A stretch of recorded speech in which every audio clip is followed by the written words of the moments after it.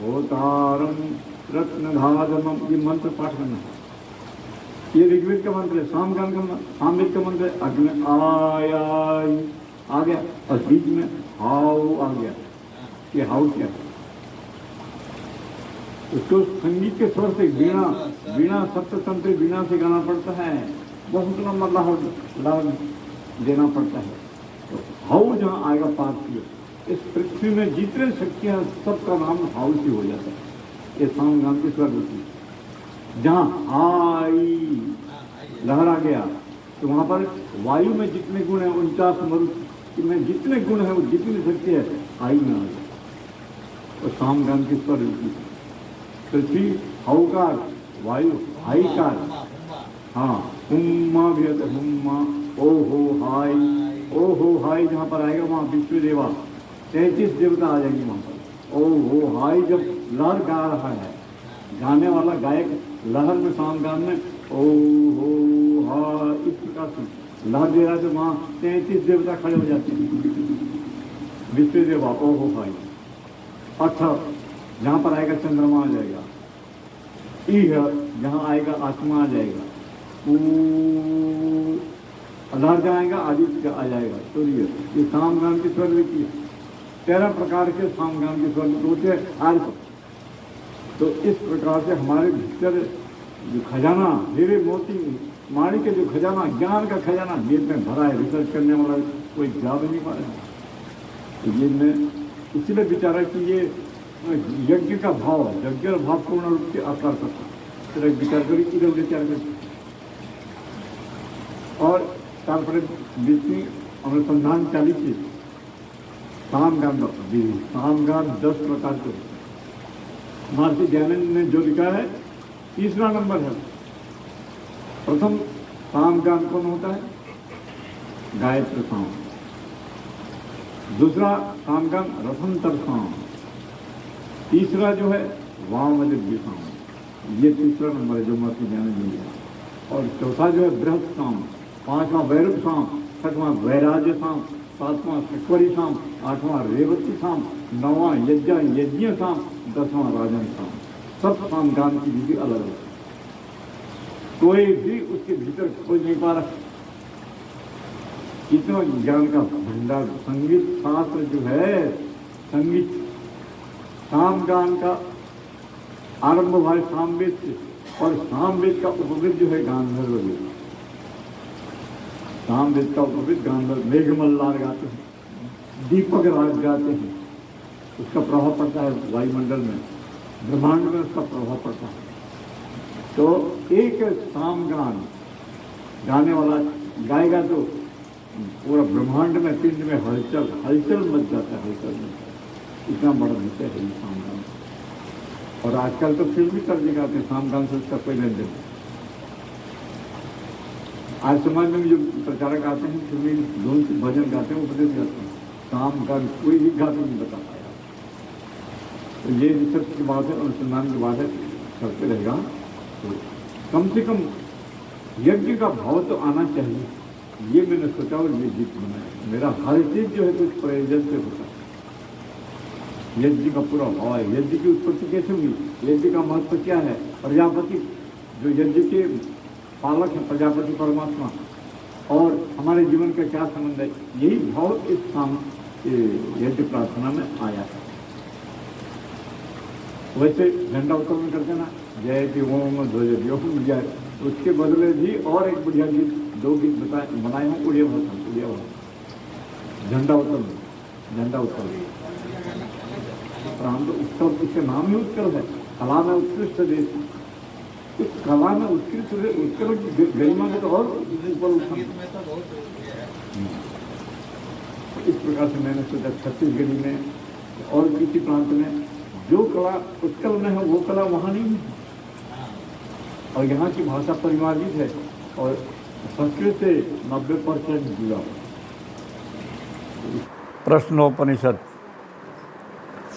प्रश्नोपनिषद का व्याख्यान क्रम चल रहा था। प्रश्नोपनिषद में प्रश्नकर्ता ऋषि 6 हैं। और उत्तरदाता ऋषि एक है। एक एक ऋषि के प्रश्न के उत्तर में एक एक अध्याय बनता जाता है। और प्रश्नोपनिषद में अध्याय को प्रश्न कहा जाता है। प्रश्न जैसे प्रथमो अध्याय, ऐसा ना कहा करे प्रथमा प्रश्न।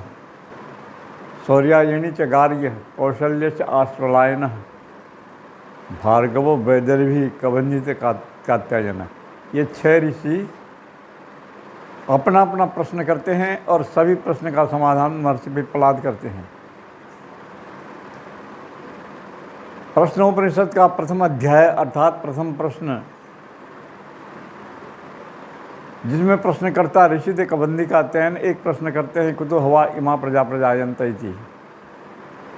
ये सारी प्रजाएं कहाँ से उत्पन्न होती हैं। इसी प्रश्न के उत्तर में महर्षि पिप्पलाद 14 खंडिका में उत्तर देते हैं। ये प्रथम अध्याय का विषय प्रजापति और प्रजा की सृष्टि। दूसरे प्रश्न में, दूसरे अध्याय में प्रश्न करता है भार्गव वैदर्भी। ये 3 प्रश्न करते हैं। कति व देवा प्रजाम विधारयन्ते कत्र एतत् प्रकाशयन्ते कह पुनरेषां वरिष्ठ इति। ये 3 प्रश्न करते हैं। कितने देवता इस शरीर को धारण करते हैं। इस शरीर को धारण करने वाले देवता कितने हैं जिससे कि हम जीवित हैं। कत्र एतत् प्रकाशयन्ते, कितने देवता इस शरीर को हाईलाइट में लाते हैं, प्रकाशयन्ते प्रकाशित करते हैं। कहा पुनरेषां वरिष्ठ इति। जितने भी देवता इस शरीर को धारण करते हैं उनमें से वरिष्ठ देव कौन है। ये 3 प्रश्न करते हैं और इन तीनों प्रश्न के उत्तर में महर्षि पिप्पलाद जी 13 खंडिका में उत्तर देते हैं। और तीसरा प्रश्न अध्याय जो आता है उसमें प्रश्न करता है कौशल्यश्च आश्वलायन। ये 6 प्रश्न करते हैं। 6 प्रश्नों का विषय जो है प्राण से संबंधित ये 6 प्रश्न करते हैं और पूरे 6 प्रश्नों के उत्तर में महर्षि पिप्पलाद 12 खंडिका में उत्तर देते हैं। 12 खंडिका में। और चतुर्थ प्रश्न का विषय जो है, चतुर्थ अध्याय का विषय जो है, प्रश्न करता है शौर्यायणी च गार्ग्य।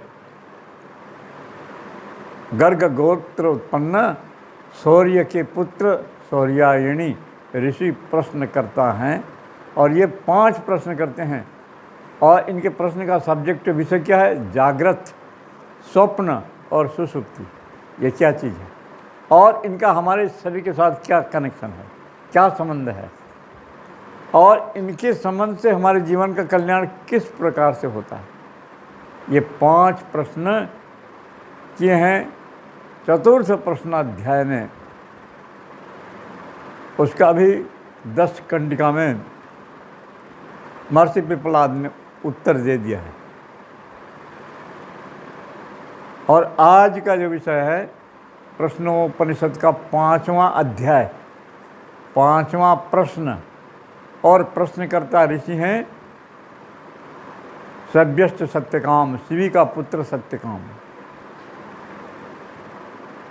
और आज के प्रश्न का विषय क्या है, प्रश्न कितने प्रश्न करते हैं सभ्य सत्यकाम। आज के प्रश्न, आज के अध्याय में, आज के चैप्टर में 1 प्रश्न करते हैं। 1 प्रश्न, मनुष्येषु प्रायणान्तम ओंकारम अभिध्यायित। जीवन में, मनुष्य के जीवन में जो ओंकार का जप, ओंकार की उपासना करते हैं तो वो किस लोक को जीत लेते हैं। कौन से लोक, ये पृथ्वीलोक, अंतरिक्ष लोक और द्योलोक, 3 लोक हैं। और ओंकार में 3 मात्रा भी है, अकार, उकार और मकार। एक एक मात्रा का संबंध एक एक लोक के साथ है। ये बिल्कुल सृष्टि विज्ञान का सिद्धांत जुड़ा हुआ है। और परमात्मा ने ब्रह्मांड और पिंड को कैसे एक सूत्र में गूंथ के रखा है, यही इसमें है। और इसका सारा समाधान इसी अध्याय में, 5वें अध्याय में किया जाएगा। तो इसमें प्रश्नोपनिषद के 5वें अध्याय में जो प्रश्न करता है सभ्यश्च सत्यकामः, वो पहला आरंभ करते हैं प्रश्न का। इसमें क्या लिखा है? अथ हैनम सभ्य सत्यकामः पप्रच्छ। अथ ह एनम, एनम मने महर्षि पिपलाद को सभ्य शिवी का पुत्र सत्यकाम ने 5वें दिन आकर के एक एक ऋषि का पूछने का टाइम, एक एक दिन, पहला दिन कबंदी का अत्यंत आकर के पूछते हैं, जितना पूछना पूछते हैं और उसका समाधान महर्षि पिपलाद करते हैं। दूसरे दिन भार्गव वैदर्भी, भृगु के पुत्र भार्गव, ये प्रश्न करते हैं। इस क्रम से तीसरे चौथे, आज है 5वां क्रम। इसमें शिवी का पुत्र सत्यकाम प्रश्न कर रहे हैं, किससे? अथ हैनम सभ्यश्च सत्यकामः पप्रच्छ अथ ह एनम। अब इस अध्याय में एनम मन इस ब्रह्म ज्ञान के उपदेश देने वाले, समस्त प्रश्नों के उत्तर देने वाले महर्षि पिपलाद जी से ये सभ्य सत्यकाम ने पूछा। क्या पूछा? स यो हवे तद भगवान मनुष्येषु प्राणिनांतम ओंकारम अविध्यायित कथम वाव सत्येन लोकम जयति। सभ्य सत्यकाम ने महर्षि पिपलाद जी से पूछा कि हे महर्षि, ये ओंकार का हमारे जीवन के साथ और ब्रह्मांड के साथ क्या संबंध है? तीन लोक में ये ओंकार का क्या कनेक्शन है? अकार उकार मकार, ये 3 अक्षर है और तीनों अक्षरों का संबंध पृथ्वीलोक, अंतरिक्ष लोक और द्योलोक के साथ कनेक्शन बना हुआ है। इसको कोई भी इधर उधर नहीं कर सकता। ये ईश्वरीय सृष्टि का विज्ञान है। कतमम वास तेन लोकम जयति। तो सत्यकाम पूछ रहे हैं महर्षि पिपलाद जी से, ये महर्षि जी ये बताइए, ओंकार की किस मात्रा की उपासना से कौन से लोक को उपासक विजय प्राप्त कर लेता है, और ये ओंकार की जो उपासना कैसे की जाती है? और इस ओंकार में 3 मात्राएं हैं, अकार उकार और मकार। अकार की उपासना से कौन से लोग को जीत लेता है और अकार की उपासना कैसे होती है? उकार की उपासना से कौन से लोग को जीत लेता है और अंतिम मकार की उपासना से कौन से लोग को कैसे जीत लेता है? यही प्रश्न है। एक प्रश्न है, प्रथम अध्याय में एक प्रश्न है और 5वें अध्याय में इसमें एक प्रश्न है। अब इसका उत्तर महर्षि पिपलाद दे रहे हैं।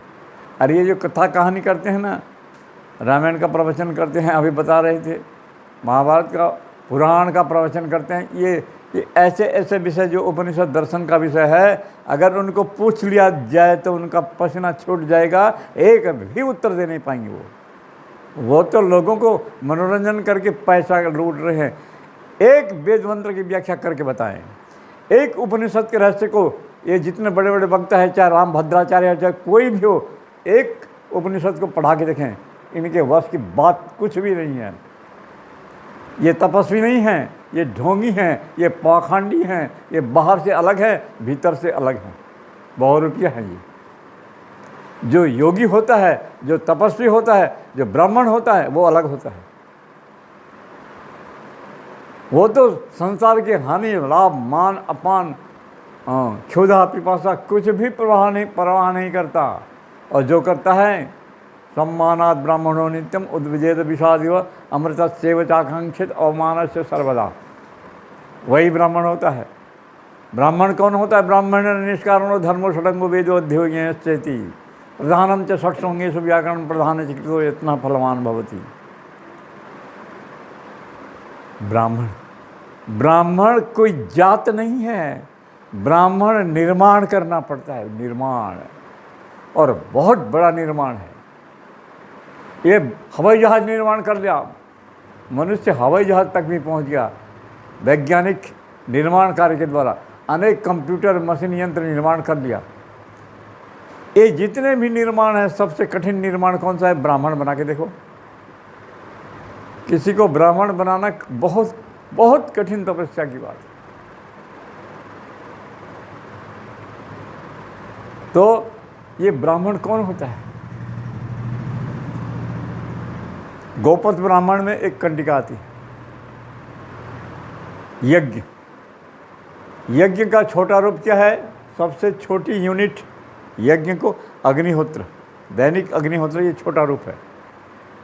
और बृहद अग्निहोत्र जो है कौन सा है? अश्वमेध, सबसे बड़ा है। और बीच में कितने आते हैं, कितने यज्ञ आते हैं? इसके मध्य में महर्षि दयानंद जी ने लिखा अग्निहोत्र से अश्वमेध पर्यंत यज्ञ नाम। और कौन कौन से हैं वो?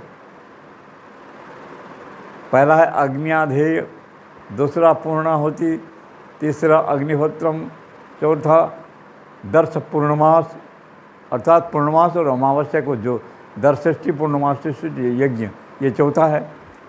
पांचवा है आग्रयणम, छठवां है चातुर्मास्यष्टि। 4 प्रकार के यज्ञ होते हैं। वसंते वैश्वदेव याग ब्राह्मण का पर्व है। फिर दूसरा है चातुर्मास्य वरुण प्रघास, आषाढ़ पूर्णिमा को वरुण प्रघास से यज्ञ होता है। फाल्गुन पूर्णिमा को वैश्वदेव याग होता है। ये चातुर्मास्यष्टि का नाम बता रहा हूँ मैं। और उसके बाद आएगा सुनासिर याग, और एक बच गया साकमेध। ये चारों को चतुर्मास्यष्टि कहते हैं। ये अग्निहोत्र से अश्वमेध पर्यंत जो यज्ञ का क्रम है, उसका 6वां क्रम है। ये कौन सा क्रम? चातुर्मास। 7वां पशुबंध, 8वां अग्निष्टोम, 9वां राजसूय, 10 वाजपेय, 11 अश्वमेध, 12 पुरुषमेध, 13 सर्वमेध, 14 दक्षिणामंत, 15 दक्षिणा अदक्षिणा शास्त्र दक्षिण। ये है यज्ञ क्रम अथर्ववेद का। पूछ लेना, और दिल्ली से जो विद्वान आते हैं, बड़े बड़े नामधारी विद्वान, नाम भर पूछ लेना, उनको बता पाएंगे कहाँ कहाँ से। तो हाँ, ये जो यज्ञ है, इसी यज्ञ को सृष्टि की सृजना, जब परमात्मा प्रजापति परमात्मा ने सृष्टि की सृजना पूरा कर लिया, मनुष्य पशु पक्षी कीट पतंगा, अंडज पिंडज जरायज स्वेदज उद्भिज, ये जितने जीव है सबको, शरीरधारियों को उत्पन्न कर दिया। और सबसे पीछे किसका शरीर निर्माण हुआ? ऐतरेय उपनिषद में आता है। ऐतरेय उपनिषद में जब सारी सृष्टि बन गई, तो पशु पक्षियों का, प्राणियों का शरीर निर्माण शुरू हुआ। पहले पशु पक्षियों का शरीर, तस्में है गाम, गौ का शरीर आया। और आत्मा से पूछा गया कि तुम्हारे शरीर के लिए अच्छा है ये? नो, मेरे लिए यह उपयुक्त ये शरीर नहीं है। तस्में गाम आना, तस्में अश्वम, उस जीवात्मा के लिए घोड़ा को लाया गया। इसमें प्रवेश कर जीवात्मा ने कहा ये मेरे लिए तो उपयुक्त नहीं है। मच्छर को लाया गया, मक्खी को लाया गया, पक्षी को, मृग को, सब एक एक जीवों को लाया गया। तैतरीय उपनिषद अंत में मनुष्य शरीर को लाया गया। जब मनुष्य शरीर को प्रजापति परमात्मा ने लाया और जीवात्मा से पूछा ये शरीर तुम्हारे लिए है, तब जीवात्मा ने कहा ओहो सुकृतम बताई थी, ये शरीर तो अति उत्तम है।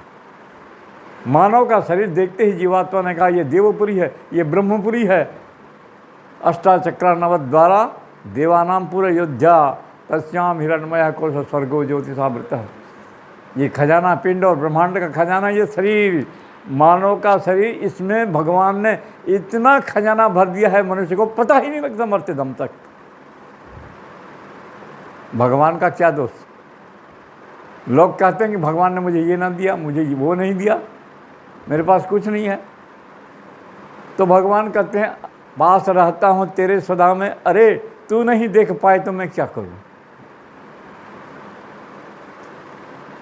कोसता दोष देता मुझे है सदा, मुझको ये न दिया, मुझको वो न दिया, अब सबसे श्रेष्ठ मनुष्य तन तुझे दे दिया, सब्र तुझको न आए तो मैं क्या करूं। सबसे श्रेष्ठ मानव का शरीर तुझे मैं दे दिया, इस मानव शरीर का उपयोग कैसे किया जाता है तुझे पता नहीं तो मैं क्या करूंगा। मैं तो इसकी विधि भी बता दिया। भगवान कहते हैं इस मनुष्य शरीर के भीतर मैंने जो खजाना भर दिया है। यजुर्वेद के 5वें अध्याय का 7वां मंत्र आता है, अंतस्ते द्यावा पृथ्वी दधामी, अंतर दधामी उर्वंतरिक्षम सजुर देवे भी रबर परस्य अंतर्यामे भगवान महादेश्वर। प्रजापति परमात्मा सारी सृष्टि की रचना करने के बाद सारे पशु पक्षियों के शरीर को सामने लाते हैं और अंत में, सबसे अंत में मनुष्य शरीर को लाते हैं। उस मनुष्य शरीर को देख करके जीवात्मा प्रसन्न हो जाता है। ये भोग और मोक्ष प्राप्ति करने का, धर्म अर्थ काम मोक्ष को प्राप्त करने का सबसे श्रेष्ठ साधन यही शरीर है। ये ऐतरेय उपनिषद में आता है, 5 खंड हैं, 33 अनुभाग है उसमें। बहुत सुंदर प्रकरण है ऐतरेय उपनिषद का। और माँ के गर्भ में जीवात्मा एक जब छोटे से पिंड के को धारण करके माँ के गर्भ में रहता है 10 मास तक, उस समय उसकी क्या स्थिति होती है वो भी है ऐतरेय उपनिषद में 3रे अध्याय में बहुत मार्मिक लिखा गया उसमें। उसको कई जन्म की बातें याद आती हैं। यज्ञ के विषय में मैं बोल रहा था, यज्ञ के विषय में। ठीक है, जितने भी यज्ञ हैं वो सब परमात्मा की विभूति है, विभूति। प्रजापति परमात्मा की शक्ति है, विभूति है। लेकिन यज्ञ किसमें प्रतिष्ठित होता है? यज्ञ अयम यज्ञो वेदेषु प्रतिष्ठितः। ये जो यज्ञ है इसकी प्रतिष्ठा, इसका निवास कहाँ पर है? वेद में। अयम यज्ञ वेदेषु प्रतिष्ठितः। और वेद कहाँ प्रतिष्ठित है? वेद कहाँ पर प्रतिष्ठित है? वेदः वाची प्रतिष्ठिता। वेद जो है वाणी में प्रतिष्ठित है, वाणी, वाणी। हमारे शरीर में परमात्मा ने ये वाणी की जो शक्ति प्रदान की है, अद्भुत शक्ति, अद्भुत शक्ति। अरे तोप, गोला, बंदूक, एटम बम, कोई भी शक्ति इस वाणी के सामने में काम कर नहीं सकते। इतनी शक्ति, इतनी जादू वाणी में है। महाभारत के युद्ध में जब अर्जुन ने कौरव पांडव दोनों पक्षों की सेना को देख करके अपना गांडीव धनुष नीचे रख दिया था, तो कृष्ण पिस्तौल लेकर के अर्जुन की छाती में चढ़ गए थे क्या? वाणी की शक्ति से उसके चेतना को जागृत कर दिया। प्लव्यम मास्मगम पार्थ ने तत्पय उपपद्यते क्षुद्रम हृदय दौर्बल्यम त्यक्तो उत्तिष्ठ परंतप। वाणी की शक्ति से उसको जागरूक कर दिया।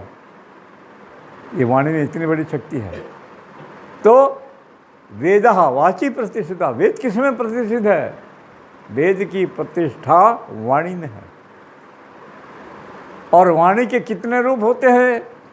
इस वाणी के 4 रूप होते हैं। परा, पश्यन्ति, मध्यमा, वैखरी। चत्वारि वाक् परिमिता पदानि तानि विदुर ब्राह्मणा ये मनीषिणः गुहा त्रीणि निहिता निंगयन्ति तुर्यम वाचो मनुष्या वदन्ति।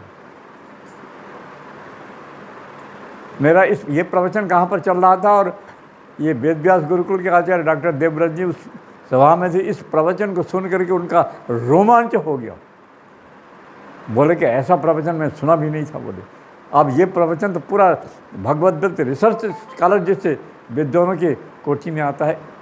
डॉक्टर देवव्रत जी ने कहा था वेदा वाची प्रतिष्ठिता। वेद वाणी में प्रतिष्ठित है और वाणी के 4 रूप हैं, परा, पश्यन्ति में, मध्यमा, वैखरी। हम जो बातचीत करते हैं ये वैखरी वाणी है, बिखरी हुई वाणी है। और 3 प्रकार की वाणी, गुहा त्रीणि निहिता निंगयन्ति तुर्यम वाचो मनुष्या वदन्ति। 3 प्रकार की परा, पश्यन्ति और मध्यमा जो वाणी है आपके हृदय में ताला बंद है, हृदय में चुपचाप बंद है। उस वाणी को कौन जानता है? तानि विदुर ब्राह्मणा ये मनीषिणः। उस वाणी को जो तपस्वी हैं, जो विद्वान हैं, जो वेदों की स्वाध्याय करने वाले हैं, जो योगाभ्यास के द्वारा वेदों के शब्द, अर्थ और संबंध को जोड़ने वाले हैं वही जानते हैं, बाकी नहीं जान सकते।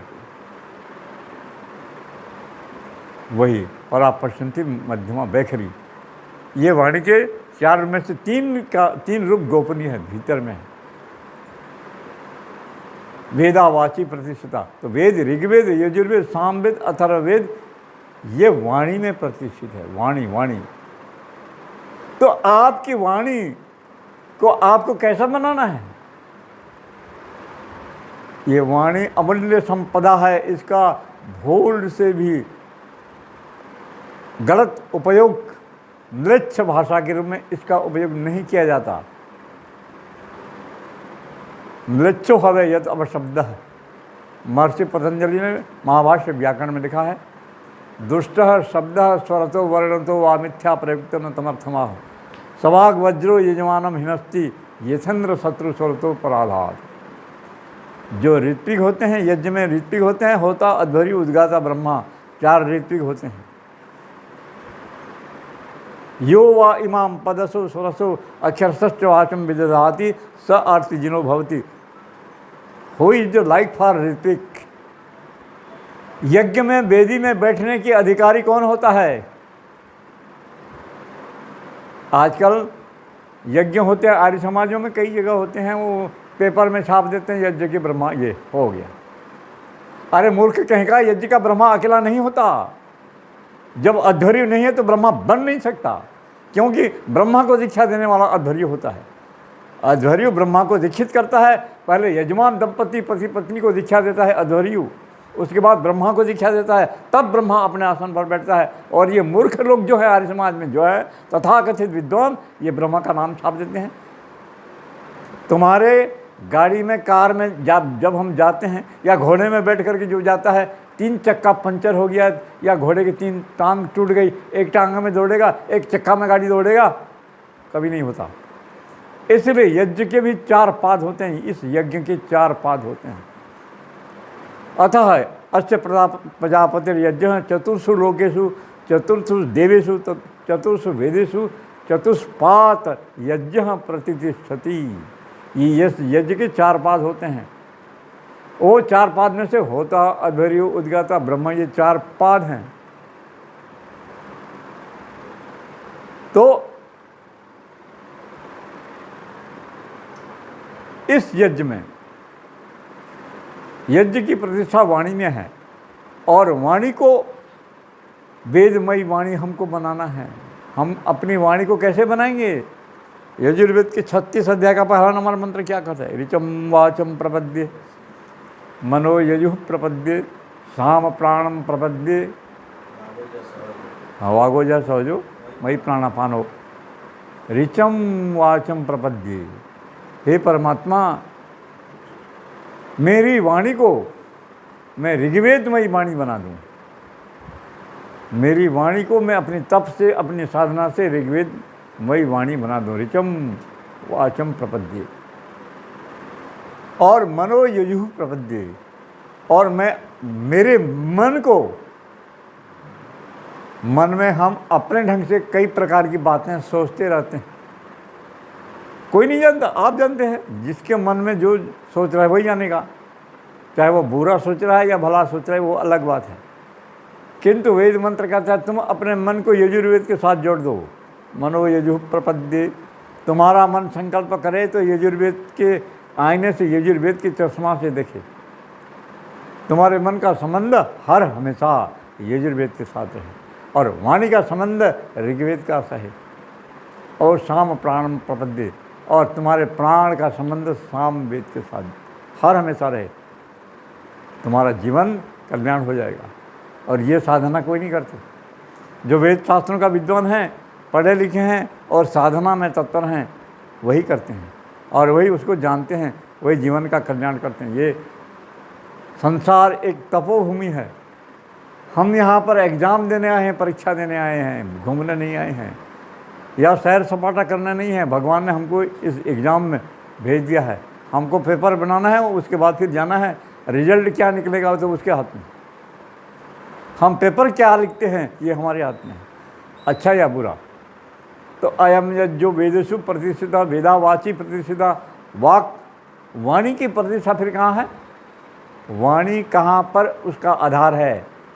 वाणी कहाँ विश्राम करती है? वांग मनसी प्रतिष्ठिता, मन में वाणी का ठहराव होता है, सहारा होता है।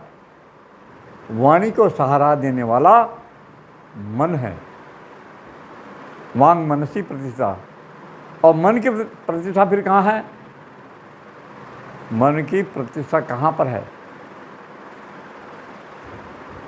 मन की प्रतिष्ठा प्राण में है, प्राण प्रतिष्ठितम।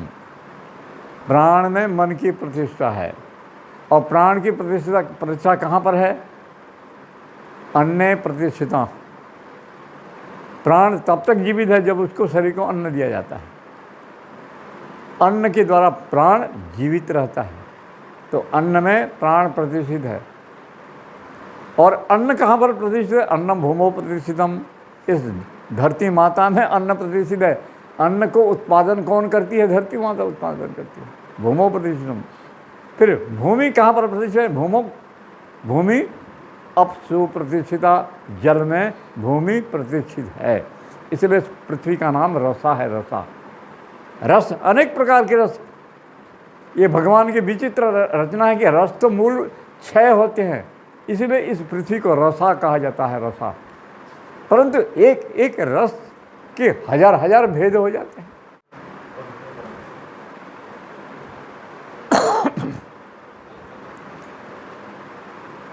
इसी प्रकार प्रत्येक रस का प्रभेद हजारों रूप में हो जाता है।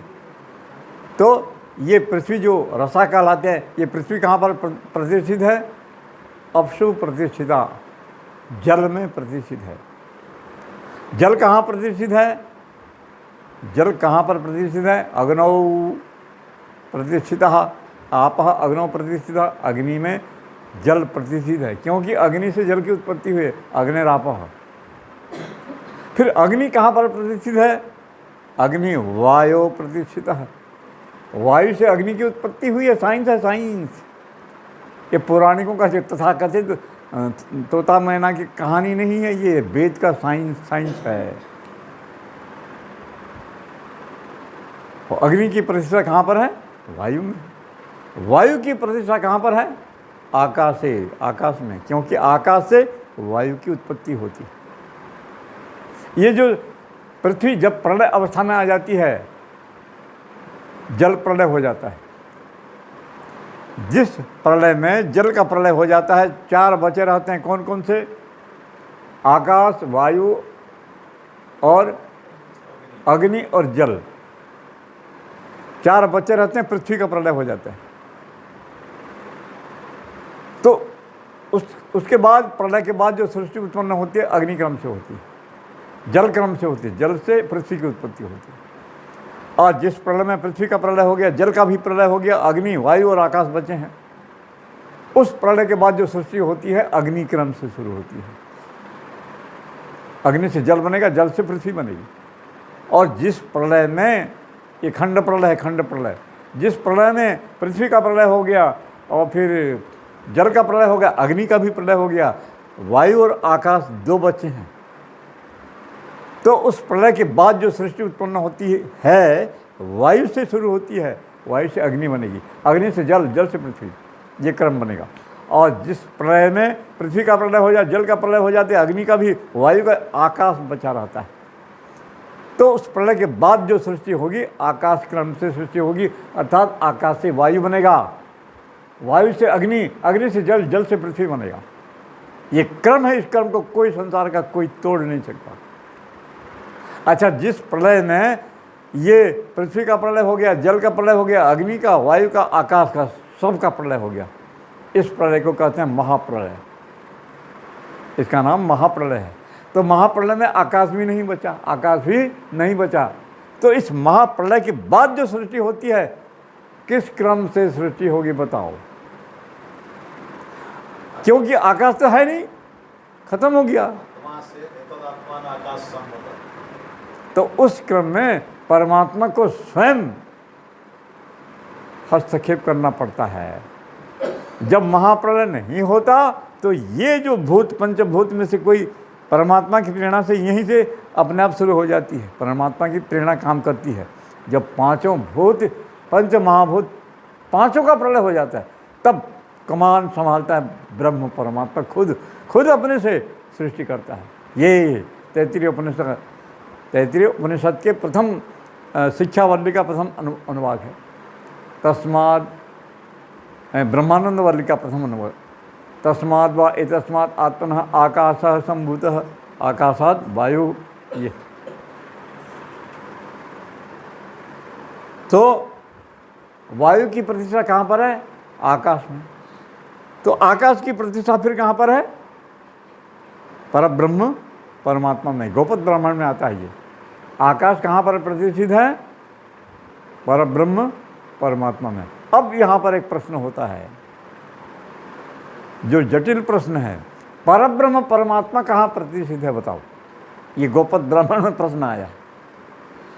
ये सब की प्रतिष्ठा तो एक एक में बता दिए। अंतिम में जो आता है, परब्रह्म परमात्मा कहाँ पर उनका रेस्ट हाउस है, कहाँ पर वो विश्राम करते हैं, कहाँ पर उनका घर है। मूल का क्या मूल है? इसका उत्तर है गोपद ब्राह्मण में, ब्रह्म क्वा प्रतिष्ठितम। ब्रह्म कहाँ पर प्रतिष्ठित है? तो गोपद ब्राह्मण में इसका उत्तर आया है, ब्रह्म विधि ब्राह्मणे प्रतिष्ठितम। जो ब्राह्मण अपना सर्वस्व समर्पण करके तन से, मन से, धन से, आत्मा से, प्राण से समर्पित होकर के उस ईश्वर प्रणिधान होकर उस परब्रह्म परमात्मा के प्रति समर्पित है, उसके हृदय में परब्रह्म परमात्मा रेस्ट लेते हैं। कितनी बड़ी बात लिख दी है। कोई सौभाग्यवान व्यक्ति ऐसा व्यक्ति जिसके हृदय में परमात्मा विश्राम कर रहे। गोपद ब्राह्मण ने ब्रह्म को प्रतिष्ठितम, ब्रह्म विधि ब्राह्मणे प्रतिष्ठित। यही है ब्राह्मण। ब्राह्मण किसे कहते हैं? मैं एक प्रश्न उठाया था, वहाँ से व्याख्या करते करते यहाँ तक पहुँच गया। अब कितना बड़ा सब, जैसे कोई माता, जैसे पुराण में कोई बात आती है, माता कौशल्या कहती है कि मेरी गर्भ में अगर भगवान स्वयं आ जाए तो मैं कितना सौभाग्यशालिनी होंगी, भाग्यवती होंगी, भगवान जिसके गर्भ में आए। ये पुराण की बात बोल रहा हूँ मैं। वैदिक सिद्धांत के अनुसार कि जिसके हृदय में स्वयं परमात्मा अपने स्वरूप को प्रकाशित करते हैं, वह व्यक्ति धन्य है, उसका जीवन सार्थक हो गया, वो जीवन मुक्त हो गया। वो जिसके हृदय में स्वयं परब्रह्म परमात्मा, किसके हृदय में परमात्मा नहीं है? सबके हृदय में है, लेकिन प्रकाश किसके हृदय में है? मनुष्याणाम सहस्रेषु कश्चित् यतति सिद्धये यतताम अभिसिद्धानाम कश्चिन् माम वेत्ति तत्त्वतः। हजारों आदमी सुनते हैं, पढ़ते हैं, कुछ करते रहते हैं, लेकिन परमात्मा अपने प्रकाश को सबके हृदय में प्रकाशित नहीं करता। अंधकार है, परंतु वो व्यक्ति भाग्यवान है जिसके हृदय में स्वयं परब्रह्म परमात्मा अपने प्रकाश को प्रकाशित कर देते हैं, हाईलाइट कर देते हैं। उस समय उसका वाणी बंद हो जाता है। मनुष्य जब कहता है, मैं कोई अपने आप को दिखाने के लिए तिलक लगाता है, कंठी माला पहनता है, कोई जटा लगाता है, क्या करता है? ये दिखाने के लिए संसार में कि मैं भगवान का भक्त हूँ। तिलक लगाने से लोग जानेंगे ये भगवान का भक्त है, जटा लगाने से जानेंगे ये भगवान का भक्त है। अरे तुम अपने आप को भगवान का भक्त कहते हो, भगवान तुमको स्वीकार करता है क्या? तुम भगवान उसका भक्त हो क्या? जिस दिन परमात्मा अपना शील्ड तुम्हारे ऊपर लगा देगा, उस दिन तुम भगवान के भक्त होगे, तुम्हारे लगाने से नहीं होगा। जिस दिन परमात्मा स्वयं उसको वर्ण कर लेगा, ये मेरा भक्त है, तब तुम भक्त हो। और तुम अपने आप कहते रहोगे मैं भगवान का भक्त हूँ, नहीं होगा। और इसी बात को केन उपनिषद में बहुत सुंदर रूप से कहा है, यस्य मतम तस्य अमतम, यस्य अमतम तस्य मतम। हाँ, जो कहता है मैं भगवान को जानता, कुछ नहीं जानता,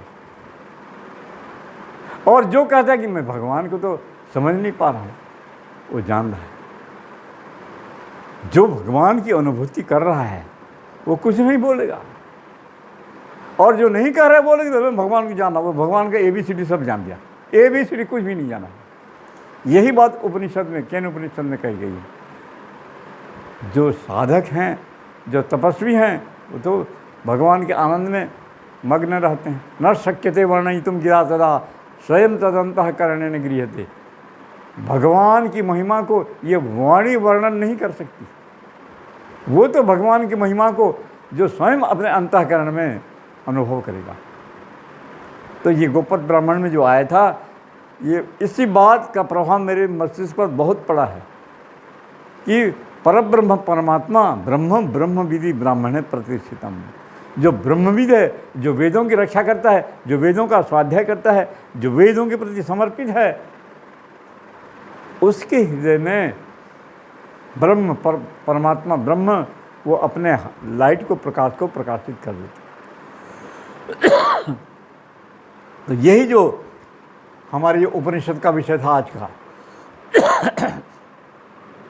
सभ्य सत्यकाम जो प्रश्न करते हैं कि एक मात्रा ऋग्वेद से है, अतः यदि एकमात्रेण अधीयते, इसमें आया प्रथम कंडिका, द्वितीय कंडिका, तृतीय और चतुर्थ पांचवी, ये 3 कंडिका में अकार उकार मकार किस लोग के साथ इसका संबंध है, यही इस उपनिषद में बताया गया है, जो कि एक ब्रह्मविद ब्राह्मण की साधना को ये संकेत करता है। इसमें आया है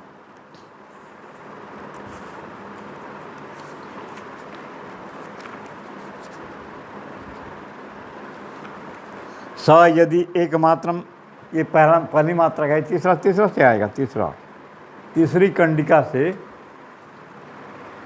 आएगा। ये महर्षि पिप्पलाद सभ्य सत्यकाम को उपदेश दे रहे हैं। अथ स यदि एकमात्रम अविध्यायित, जो ब्रह्म की साधना करने वाला है, ब्रह्म की एक ओंकार की एक मात्रा, प्रथम मात्रा से उपासना करता है, तो किस प्रकार की वो उपासना बनेगी? अकार उकार मकार तीनों को मिला करके ओम बनता है, तो अकार की उपासना कैसे करेंगे और उसका संबंध किसके साथ है? ये इस प्रश्नोपनिषद के 5वें अध्याय के तीसरी कंडिका में महर्षि पिप्पलाद प्रारंभ कर रहे हैं। स यदि एकमात्रम अभिध्यायित स तेनैव संवेदित तृणम एवं जगत्याम अभिसंबध्यते। ओंकार की प्रथम मात्रा की उपासना के द्वारा इस संसार में वो जन्म लेता है और तम ऋचो मनुष्य लोकम उपनयनते। ऋग्वेद जो है मनुष्य लोक को, उस आत्मा को पहुंचा देता है, ऋग्वेद की ऋचाएँ। अब यहाँ इस कंडिका से क्या निष्कर्ष निकलता है? ऋग्वेद का निवास स्थान कहाँ पर है? द्योलोक है कि अंतरिक्ष है कि पृथ्वी है? बताइए। पृथ्वी है। यही कंडिका से इसका निष्कर्ष निकल रहा है। तम ऋचो मनुष्य लोकम उपनयनते।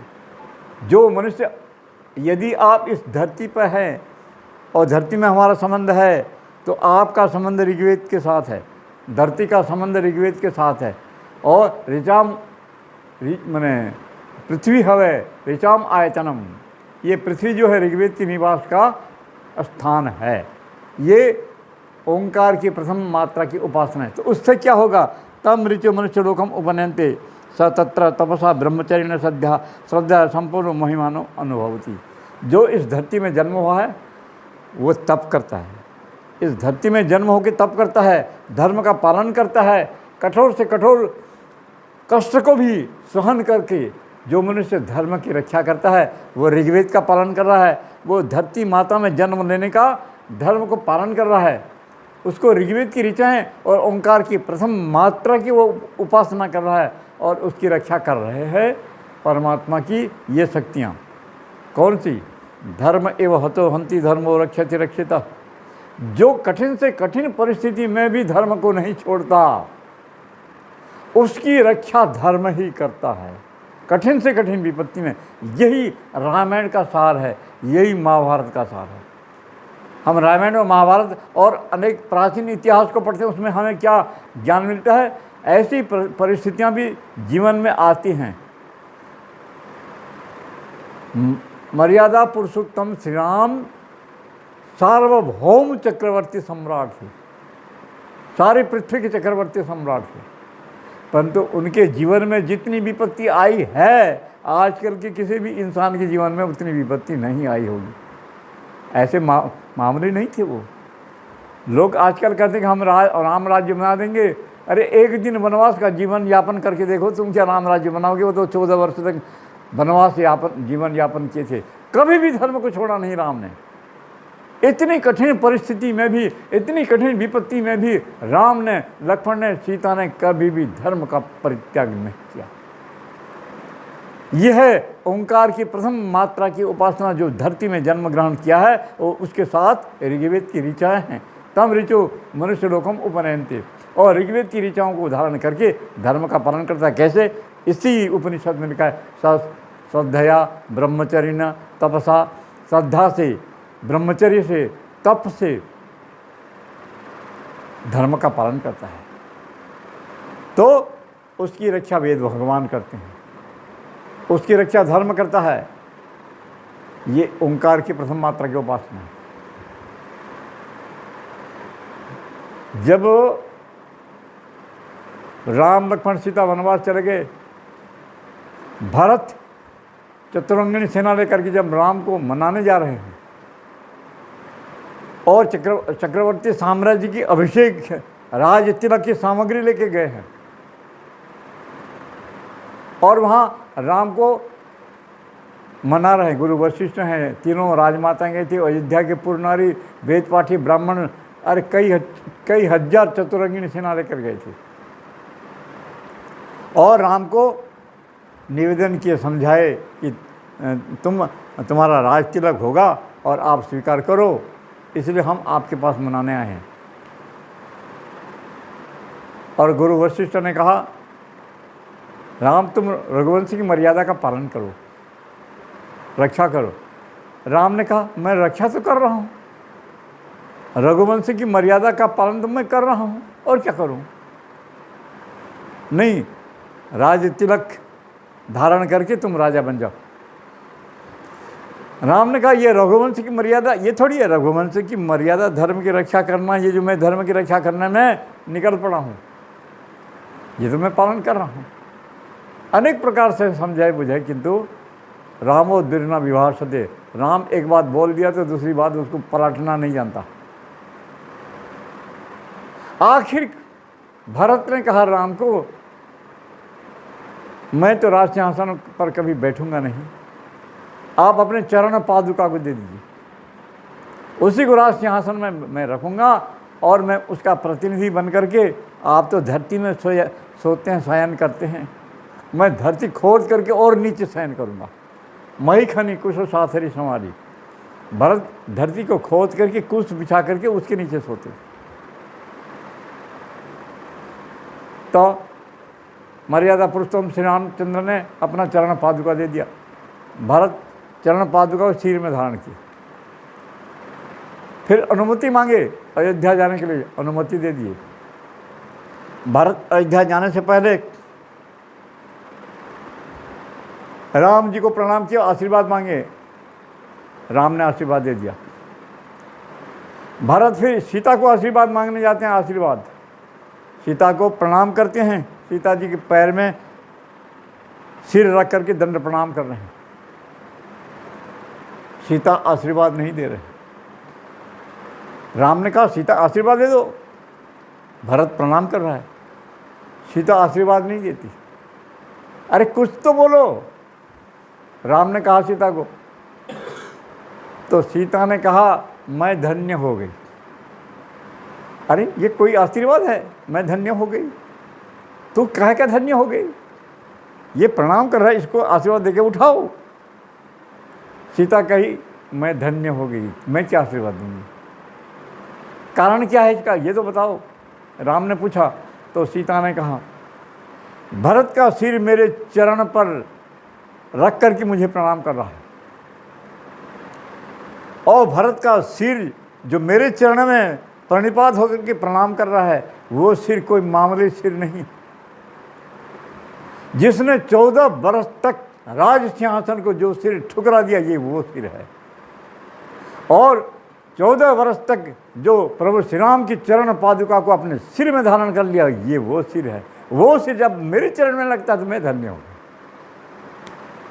ये रघुवंश की मर्यादा, धर्म को पालन करने की कैसी कैसी मर्यादा श्री राम ने पेश किया है उनके जीवन से। वैदिक मर्यादा, हम तो वेदों का प्रवचन करते हैं, हम तो ये शास्त्रों का प्रवचन करते हैं, किंतु श्री रामचंद्र की लाइफ जो है वो वेदों के उपदेश को किस प्रकार से अपने जीवन में ढाल दिया है, उसका एग्जाम्पल है श्री राम का जीवन चरित्र। उसको वैदिक मर्यादा के अनुसार समाज के सामने जब हम रखेंगे, तब रामायण का असली प्रयोजन और प्रवचन होगा। जिसने वैदिक मर्यादा समझा नहीं है वो राम को समझ नहीं पाएगा। ये जो राम कथा करने वाले आते हैं ना, ये और जनता तो भोले भाली मूर्ख है, जो बोले से हाँ, और जो भी बोले वही। राम भद्राचार्य बोल रहे थे, राम विवाह के समय राम की आयु 6 वर्ष की थी, 12 वर्ष की, और सीता की 6 वर्ष से बता रहा था। कभी नहीं है वो, वैदिक मर्यादा के विपरीत है। ये छोटी छोटी बात है। सीता ने स्वयं कहा था, मम भर्ता महातेजा वैश्या पंचविंशका अष्टादश ही वर्षाणी मम जन्मानि गण्यते, ये पूरा लिखा हुआ है। तो वैदिक मर्यादा की जानकारी और रामचरित्र की जानकारी दोनों को साथ लेकर जब हम प्रवचन करेंगे, तब उसका असली प्रवचन सामने आएगा। तो एक मात्रा की उपासना से ये पृथ्वीलोक को जीत लेता है। जीवात्मा ओंकार की प्रथम मात्रा से जब उपासना करता है तो ये पृथ्वीलोक को जीत लेता है। ये ओंकार की प्रथम उपासना। द्वितीय मात्रा की उपासना उकार, उकार का संबंध जो है, द्वितीय मात्रा का संबंध अंतरिक्ष लोक से है, और अंतरिक्ष का संबंध यजुर्वेद के साथ है। यही दिया है इसमें, यजुर्वेद।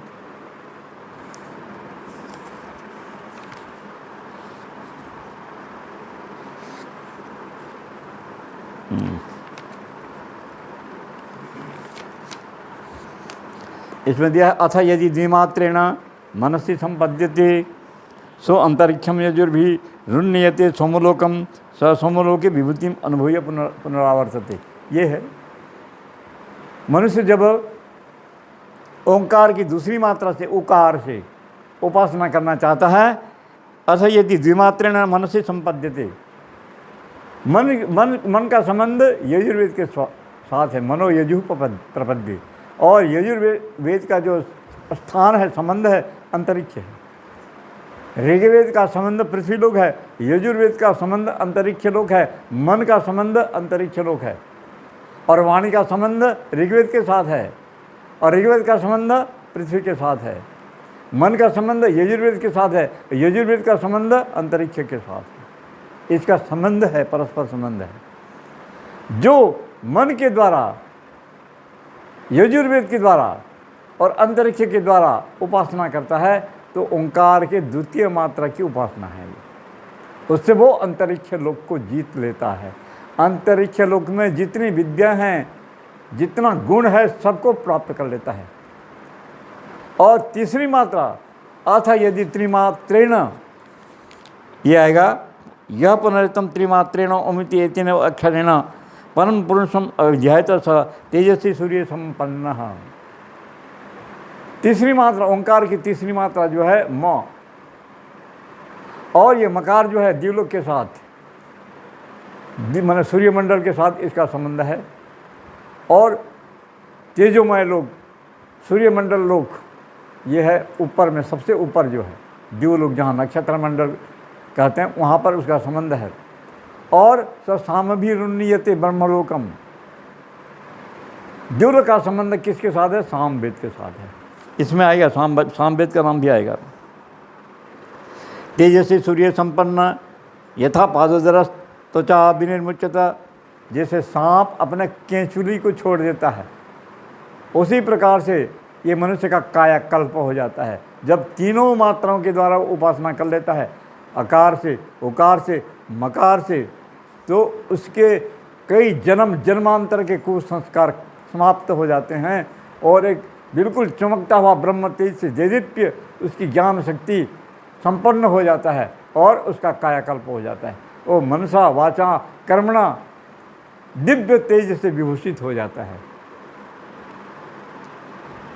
एवं हवे स पापना विनिर्मुक्त, इस प्रकार से वह समस्त पापों से छूटकर स साम भी, वही सामवेद आ गया, दिवलोक का संबंध सामवेद के साथ है। स साम भी रुण्यते ब्रह्मलोकम, और सामवेद का संबंध जो है ब्रह्मलोक के साथ है। ये ओंकार की 3 मात्राओं से उपासना, अर्थात पृथ्वीलोक, अंतरिक्ष लोक और दिवलोक। आप जिस समय हवन करते हैं, और हवन करते समय यजमान अग्नि को जलाता है, माचिस मार करके दीपक जलाता है, क्या बोलता है उस समय? ओम भूर्भुवः स्वः। क्या है ये भूर्भुवः स्वः करके अग्नि को जलाता है यजमान। क्यों? हे अग्निदेव, तू मुझे, इस यजमान को, पृथ्वीलोक का सारा सुख, अंतरिक्ष लोक का सारा सुख और दिवलोक का सारा सुख इस यज्ञ के द्वारा प्रदान कर। यही भूर्भुवः स्वः है। आप इस संसार में जन्म ग्रहण किए हैं, तो यज्ञ के द्वारा इस धरती में जितना सुख है, परमात्मा ने इस धरती में जितना भी सुख के साधन बना दिए हैं, उसको यज्ञ के द्वारा प्रदान करता है परमात्मा। आयुर यज्ञ निकल्पताम, प्राणो यज्ञ निकल्पताम, चक्षुर यज्ञ निकल्पताम, श्रोत्रम यज्ञ निकल्पताम, वाग यज्ञ निकल्पताम, मनो यज्ञ निकल्पताम, आत्मा यज्ञ के द्वारा सब। और ये यजुर्वेद के 18वें अध्याय का मंत्र, इसको चमक अध्याय का महर्षि दयानंद ने इस अध्याय के 1 से 29 नंबर मंत्र को ऋग्वेदादि भाष्य में भूमिका में व्याख्यान किया है। इतना महत्वपूर्ण अध्याय है।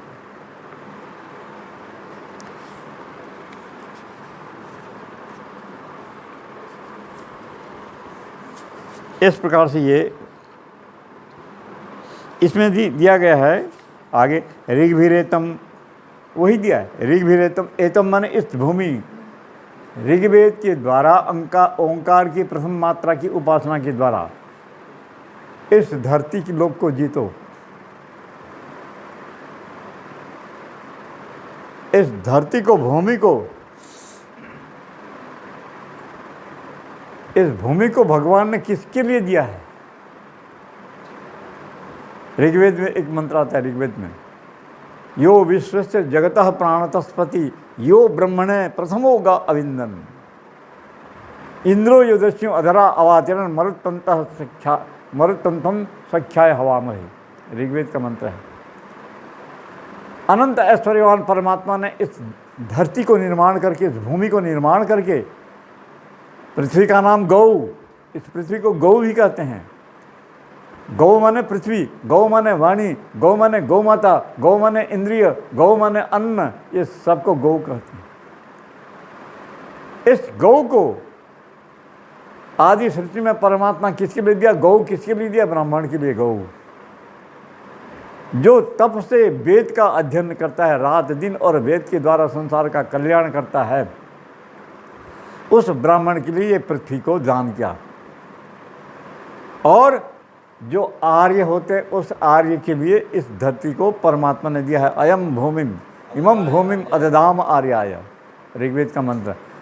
भगवान ने इस भूमि को, इस धरती माता को, जो आर्य हैं, ईश्वर पुत्र है, प्रभु के भक्त हैं, उनके हाथ में दिया। दुष्ट पाखंडी चोर डाकू बदमाश के हाथ में नहीं दिया। जो इस संसार का कल्याण करेगा उसके हाथ में भगवान ने इस धरती माता को समर्पण कर दिया है। और जो संसार की हानि करता है उसके अधिकार में नहीं है, वो असुरों का अनधिकार है। ये ऋग्भिरेतम यजुर्भिरंतरिक्षम, और यजुर्वेद की उपासना के द्वारा, ओंकार की द्वितीय मात्रा की उपासना के द्वारा अंतरिक्ष लोक को जीत लेता है। सामभिर यत्तत् कवयो वेदयन्ते तम ओंकारेण एव आयतन अन्वेति विद्वान यत्तत् शांतम अजरम अमृतम अभयम परम चेति। जो परमात्मा शांत है, अजर है, अमृत है, अविनाशी है, उस परम पद को ये 3 प्रकार की उपासना के द्वारा, पृथ्वी लोक में आकार की उपासना के द्वारा, अंतरिक्ष में उकार यजुर्वेद की उपासना के द्वारा, और द्युलोक में जहाँ पर सामवेद का संबंध है और मकार का संबंध है, इन तीनों उपासना के द्वारा वो परब्रह्म परमात्मा को, जो शांत है, अजर है, अमर है, अभय है, नित्य शुद्ध बुद्ध अविनाशी है, उस परम पद को वो प्राप्त कर लेता है। ये पांचवा जो प्रश्नोपनिषद का 5वां अध्याय, जिसके प्रश्नकर्ता ऋषि हैं सभ्यष्ट सत्यकामा, ओंकार की 3 मात्राओं की उपासना कैसे की जाती है और किस मात्रा की उपासना के द्वारा कौन से लोग को जीत लेता है, यही इसका विषय था। और सबका समाधान महर्षि पिप्पलाद ने इस प्रश्नाध्याय में कर दिया। हो गया।